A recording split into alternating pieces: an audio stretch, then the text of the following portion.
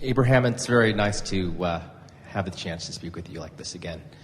I think Scott's discussion really helped lay a basis for what I'm reaching for. I know you've said many times that, and you even sort of alluded to it today, that willpower or effort is something that we use to try to buck that current or overcome our own resistance. To be fair, it takes some determination even to focus.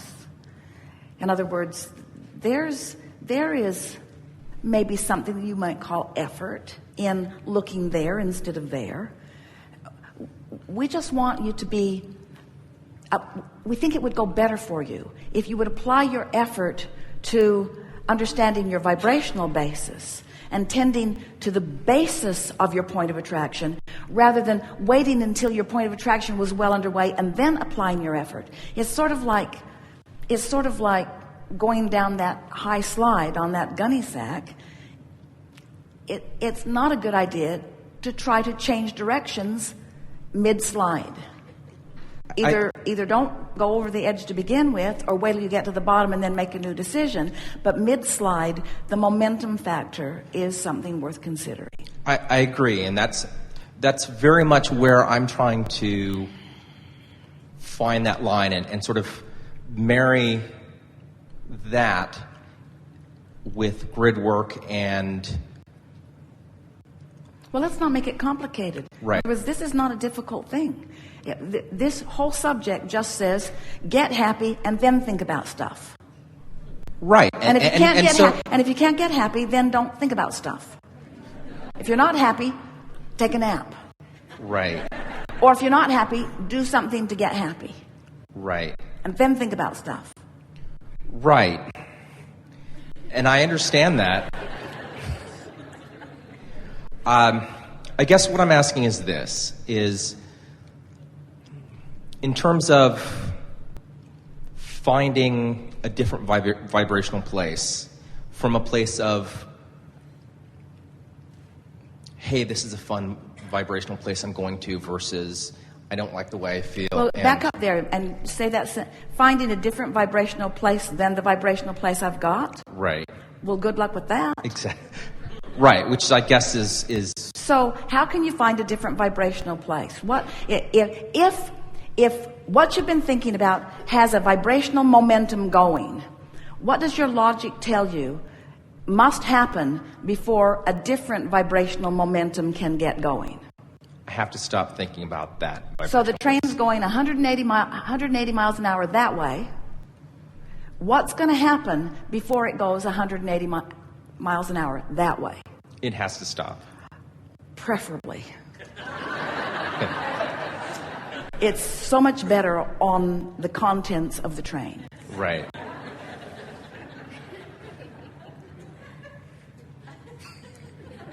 So aren't we talking about slowing the momentum? Yes. So how would you slow the momentum? When you're talking about vibration, how do you slow the momentum? Well, there are two ways. There are two ways. Introduce resistance. Brick wall would work. Right. Or withdraw focus. Right. And one of the ways that you've talked about doing that is going general. There. In this vibrational conversation, that is the answer. Going general. Because the more general you are, the less fuel you are feeding the momentum of your train. Right. And that's something, when you introduced that idea of going general, was a big help. Yeah, good. And I guess I'm just looking for some fine-tuning in, I feel like... Fine-tuning is not general. Okay. And I think... It's just about practicing. It's just about doing it. So pick a subject and let's go general. Pick a subject that's moving really fast in the direction that you don't want it to go, and let's slow it down. I don't feel like I have that many, that I really have big subjects that are moving really fast in a direction I don't want to go. Well, pick anything, then what's this conversation about? Is this conceptual? No. I guess I've already reached a place where I'm pretty consistently in light resistance, and I want to slow that down even more. So where the lighter your resistance, then the easier it is. It just gets easier and easier and easier. So what are the general statements that you have been applying that are helping you to slow it down?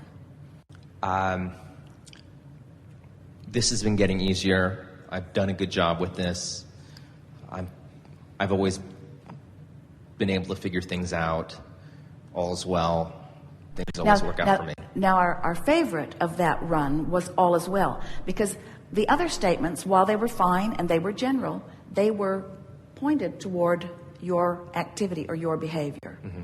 In other words, I. And so as you go even more general, making the conversation about the laws as you know them to be, right. Making the conversation about the concept of going general, making the conversation about the philosophy of all of this.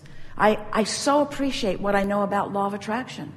And I really like this conversation about specifics moving faster and general moving slower.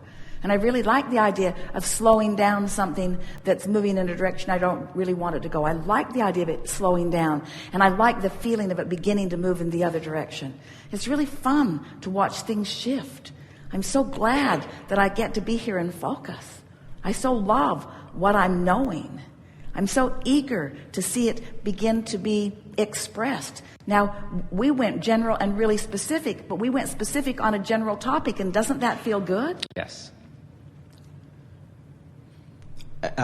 One more question. I know you've mentioned before how when you focus for 17 seconds, that law of attraction responds. Where did that 17 seconds, why 17, not 16, or just out of curiosity? Well, there was a time when it was more like 47.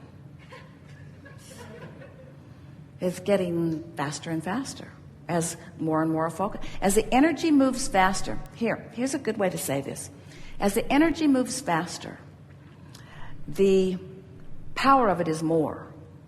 And the more powerful the momentum, the less the belief matters. In other words, it's sort of like, in a sort of awkward way, the faster the train's going, the less significant the rock wall is to it. Because if it's going fast enough, it will just blow right through the rock wall. So if you have powerful desire, and your belief is not quite in sync with it, the desire has more momentum. So when you're focused in the direction of your desire, wonderful things happen. But if you get crossways of them, then you have a sort of rough experience. You see what we're getting at? So the ideal situation is to not get too much spread between what you're asking for, what you want, and what you're believing. That really is the most comfortable ride. Deliberately bringing yourself into alignment with your desires. So now ask your question again, because we laid Sure. such a basis that the specifics of it got lost in the process. Sure. I guess it is how to get to be 17 seconds. Why is it 17 versus 16 or 18 or 20 or... It's becoming shorter and shorter and shorter as the energy of the planet is moving faster and faster and faster, and more consciousness is coming into alignment with the desire. So it's essentially an indicator of how quickly the energy is moving of consciousness right now. And here's a question we'd like to throw out to you just for fun. Will there ever be a point that there will be no time between the idea and the manifestation or the filling in of the grid? And if there were to be such a time, yes, there will. If there were to be such a time, will everyone find it at the same time? No. But if there were to be such a time, what would be the result of that? Instant manifestation. Well, when you got instant manifestation going on, You want to be focused upon what you want. Right. Absolutely. So, bless that 17 seconds. Absolutely. I'm a big fan. Thank you, Abraham. We'll be very brief here. Can you be brief? I can try. We just moved here from Palm Springs, and first let me say you look amazing, or would you tell Esther she looks amazing? We just She moved would here. say the same of you. Thank you so much. We just moved here from Palm Springs, so I have to give them a little shout out to the people watching. There's Sherry and Larry and James and etc. So thank you, and they would like to invite you to come to Palm Springs. Tomorrow? That's my Tomorrow? Well, sure. Anytime you're welcome. I had a little story. The first time I ever went to a seminar, I told you a story about diabetes. And you said there was never another person that I wanted to make that statement to. So I've been very careful not to. And I was focused on health.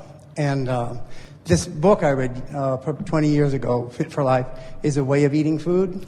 And my purpose was to lose some weight, which I did. But in the process of that, the diabetes is pretty much gone. Okay? And I'm experiencing that health. But there was no thunderous thing, no tablets, no angels coming down. It was very... Next logical step. And so how do we sometimes recognize those answers that are coming or the solutions that are coming that aren't so obvious? Well, this is the thing about beginning to have more of a dialogue about the integration of non-physical. It's one of the things that Esther is more keenly aware of than ever before in all of her experience with Abraham, is that when you begin consciously interacting with non-physical energy, it's a more subtle awareness and vibration than most humans are comfortable about. And Esther didn't realize how over all of those months of meditation and then subsequently years of meditation and all of those years of interacting with Abraham, she did not realize how subtly she had trained her vibration for the reception and therefore the interaction of that which is Abraham, until she began seeking interaction with Jerry, who she had a much less subtle personal experience with. In other words, when someone's in the room, when you are translating someone through the vibration of your vision, that's not subtle. In other words, compared to the vibration of source, compared to the vibration of the energy of your source and your interaction with that, vision, speed of light, speed of sound, translation of vibrations that you call smell and taste and touch and so forth, they are extremely bulky and therefore much more obvious translations. And so Esther would say, when you would walk in the room and hold my hand, or when we would have a conversation and I would hear the vibration of your voice, I didn't have to tune myself subtly to do that. I could be in a bad mood and still hear your voice. I could be out of vibrational sync with who I am and still observe you walking down the path toward me. But now, for me to participate with this non-physical energy that she is defining as Jerry, she has to be in vibrational sync with that energy. You must learn to translate this in the subtleness, this energy. But we have to say to you, it's like anything that you have learned to be a master about. In other words, when you get really good, think about those people that you know, maybe you, who doesn't drink any old wine. You specifically choose, and you specifically savor, and you specifically focus, and you specifically have an experience. In other words, it's like becoming a connoisseur of energies through practice. And what you discover is, the better you get at translating vibration, the greater the reward is as you have your experience, you see. And there will be a time that you will not miss the bulkiness of it. You will appreciate the necessity to tune subtly, because all of the power is in the subtle. It's the energy that creates worlds. Good time for a segment of refreshment.